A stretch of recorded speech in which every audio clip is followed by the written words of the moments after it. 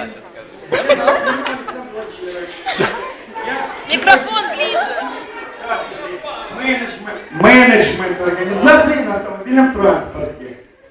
Я очень благодарен за то, что меня сделали людьми. Оксана Николаевна Криворучка, кстати, ее поздравляю. Она дождалась того, к чему так долго стремилась.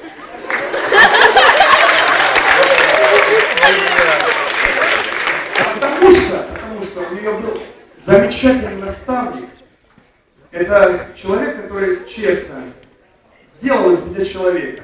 Владимир Григорьевич Шинкаренко. Серьезно, я вам так скажу. Ваш вуз.